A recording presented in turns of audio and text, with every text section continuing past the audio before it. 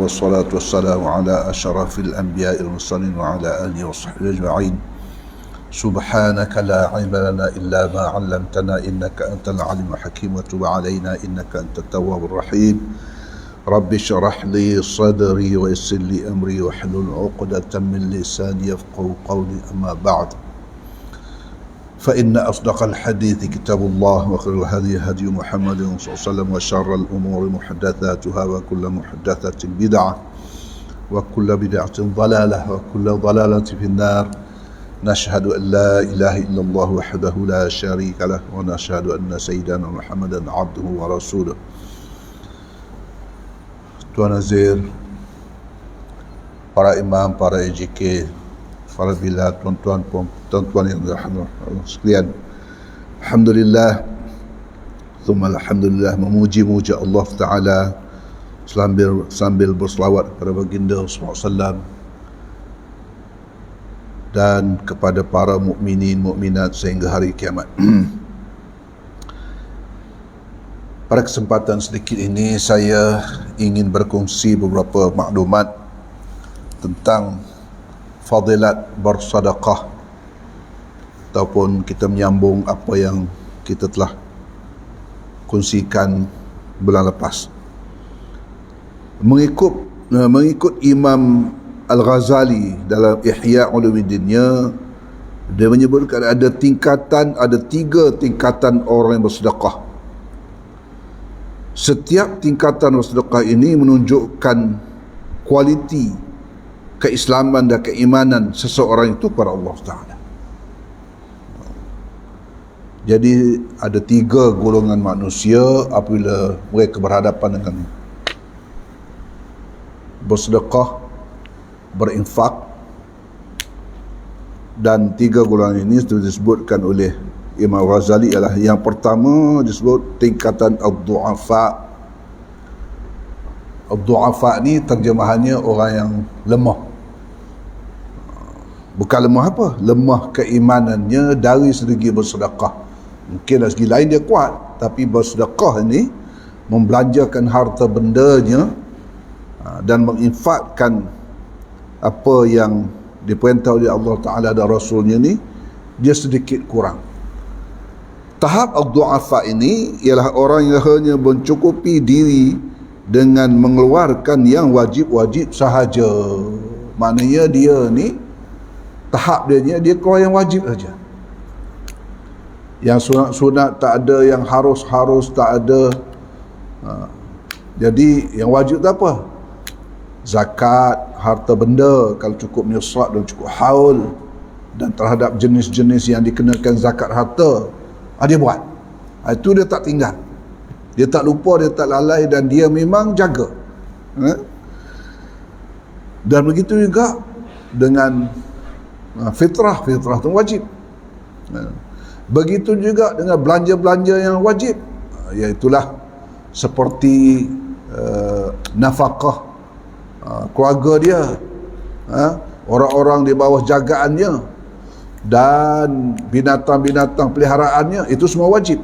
Dari segi belanja, dari segi nafkah, dari segi menanggung segala kecukupan mereka, itu wajib, maka dia menunaikannya. Tidak ada masalahnya di situ. Cuma dia ni kurang sikit dari segi yang sunat-sunat. Orang nak buat masjid, diwawarkan, ditengok dalam grup WhatsApp, lalu saja-saja tong hari Jumaat, lalu depan dia, lalu saja-saja dia lalu depan tabung kebajikan dia, lalu saja tabung anak-anak yatim dia, lalu saja, tidak berapa gairah untuk melaksanakan itu semua. Ini tahap ad-du'afa.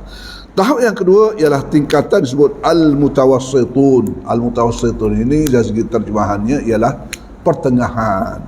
Orang yang tidak hanya mengeluarkan zakat yang wajib, namun juga mengeluarkan hartanya sebagai sedekah sunat, meskipun tidak menyedekahkan keseluruhan hartanya. Ialah maknanya dia ada sedekah lah sikit sebanyak. Kalau ada tabung tu, bukan lalulah dengan sedikit bersedekah. Kalau jumpa anak yatim dia hulurlah juga RM1 2. Tapi tidak sampai menghabiskan hartanya, tidak sampai menyusah-nyusahkan atas dirinya dan segi perbelanjaan yang lain. Ini tahap al-mutawassitun. Tahap tingkatan al-aqwiya, iaitu orang yang memang tinggi tahap perbelanjaannya atau nafkahnya. Aqwiya ni kuat. Aqwiya jamak daripada qawi. Qawi itu kuat. Aqwiya ialah yang kuat-kuat, yang tinggi-tinggi. Mana orang yang tinggi dari segi martabatnya. Orang yang menyedekahkan seluruh hartanya dan tidak menyisakan sedikit pun untuk dirinya sendiri. Ia sangat percaya di atas janji dan jaminan Allah kepada dirinya. Ini Masya Allah, orang ni ada saja terus belanja, ada saja terus belanja. Tok guru saya menyebutkan, dia kata bila dapat duit ni, dia kata kita kena terus belanja. Itulah amalan dia. Orang bawa ke dia duit, dia terus belanja. Next visitor dia dah bagi dah. Dia kata ibarat dia kata air dalam parit air. Air dalam parit. Kalau kita bersih parit tu, airnya akan laju datang. Kalau kita buang kotoran-kotoran dalam air tu depan rumah kita ni, maka airnya akan laju lalu depan rumah kita. Itulah ibarat rezeki. Dia kata kita hanya mengharap kepada Allah Ta'ala.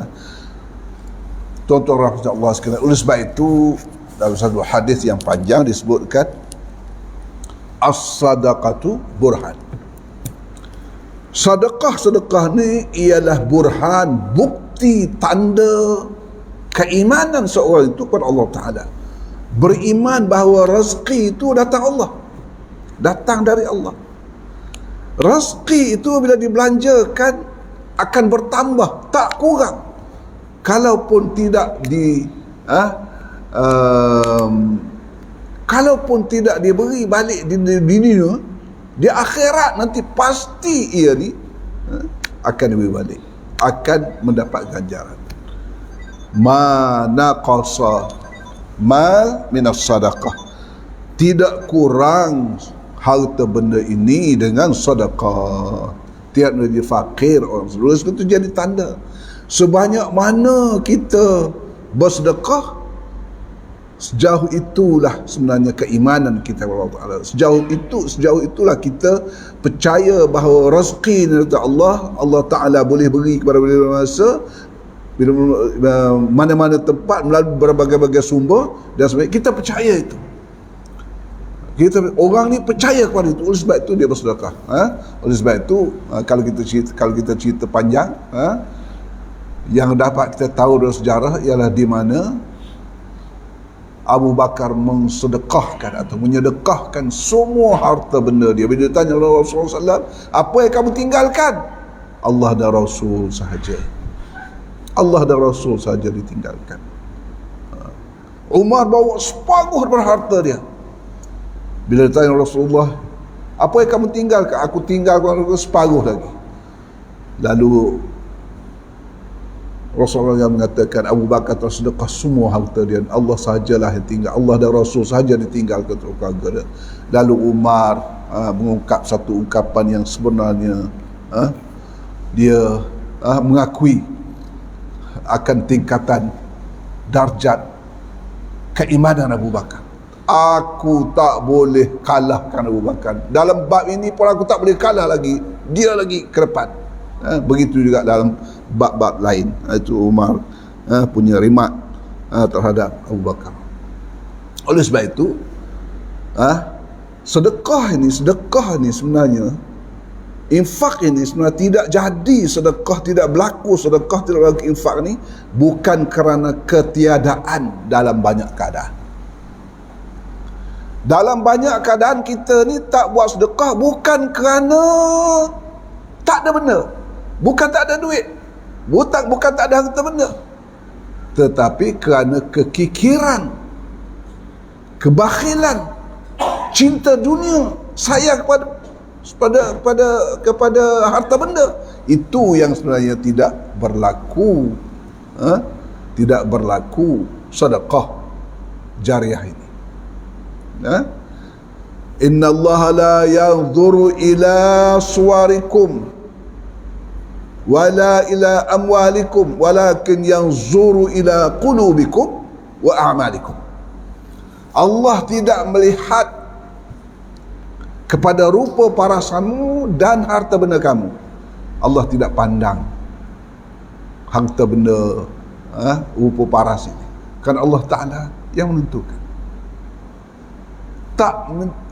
Kalau kita sedekah, Allah tak tengok banyak mana yang kita sedekah, berapa puluh ribu kita sedekah, tidak tengok. Tapi Allah Ta'ala tengok, walakin yanzuru ila qulubikum, dia tengok hati kamu, kamu ikhlas ke tidak beri ini, berapa peratus daripada kamu sedekahkan ini, wa a'malikum, dan perbuatan kamu, kamu sedekah ke tidak, itu yang Allah nak tahu. Oleh sebab itu ada dalam satu hadis di mana Rasulullah SAW menyebutkan satu dirham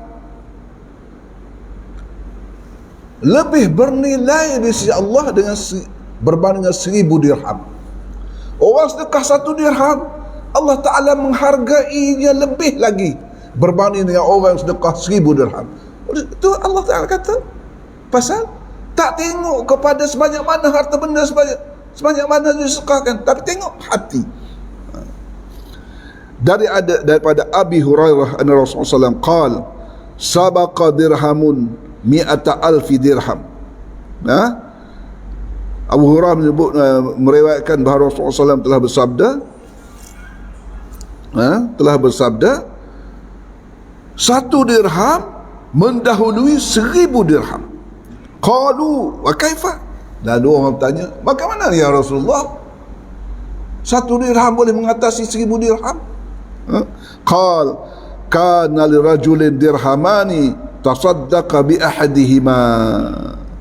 Katanya, bagi dia bersabda, ada seorang lelaki ada 2 dirham, dia sedekah 1 dirham, tinggal 1 dirham. 1 dirham dia banyak mana tu, sikit sangatlah, duit perak. Wa antalaqa rajul ila 'ardi malihi, dan seorang lagi pergilah dia kepada harta dia banyak tu, fa akhadha minhu 100,000 dirham fatasaddaqa biha. Dia pergi kepada gedung dia, kepada kudang dia, daripada bank dia, daripada ribuan dia tu semua dia ambil 1000 sedekah, tinggal banyak lagi. Tak luak pun orang kata ni, tak jejas pun harta benda dia dengan 1000 tu. Oleh sebab tu Allah nilai, walakin yanzuru ila qulubikum, tengok kepada hati, wa a'malikum, dan perbuatan mereka. Bagi setengah orang 1000 is nothing, tak ada. Bagi setengah orang 1 dirham dia nak sedekah tu pun begitu dia kena fikir malam ni nak makan apa. Itu kalau berlaku sedekah itu lebih bernilai di sisi Allah Subhanahu wa taala, seperti yang disebutkan oleh baginda Rasulullah. Naam, tuan-tuan yang rahmat Allah sekalian, begitulah sedikit sebanyak tentang sedekah. Kalau kita tak boleh sponsor semua pun, jadilah kita orang yang sedikit sebanyak menyumbang kepada projek tersebut. Nak buat kapet, nak beli aircon, nak buat bangunan baru. Kalau tak boleh sponsor semua kapet, bagilah sedaya upaya. Tapi yang paling baik, dalam keadaan kita inginkan kekayaan, ingin takut kefakiran, tapi kita masih lagi bersedekah, memandangkan kepada fadilat dan memandangkan bahawa harta benda ini akan menjadi hak milik yang kita kekal kalau kita bersedekah. Kerana kita dah hantar duit tu macam money changer lah, money changer, kita dah hantar luar negara. Bila kita pergi luar negara besok, duit dah tunggu kat sana. Begitu juga pahala yang kita hantar di akhirat akan menunggu kita. Duit yang kita ada dalam bank kita tak tentu kita punya. Hari ni padam, orang lain punya terus. Rumah orang lain punya tu tak tentu orang nak bersedekah on behalf untuk diri kita dan sebagainya. Yang tentu kalau kita bersedekah dengan ikhlas, walaupun 1 dirham, walaupun RM1 sepagi, itulah hak kita yang sebenarnya. Tidak ada lagi orang dapat mengusik, orang dapat menguji, dapat buat fitnah terhadap apa yang pahala yang kita akan terima di sisi Allah SWT. Saya berhenti setakat itu dulu lah untuk beri laluan kepada Tuan Nazir untuk membuat sedikit pengumuman berkenaan dengan pengenalan masjid ini. Aqulu qawli hadza wal 'azim. Assalamualaikum warahmatullahi taala wabarakatuh.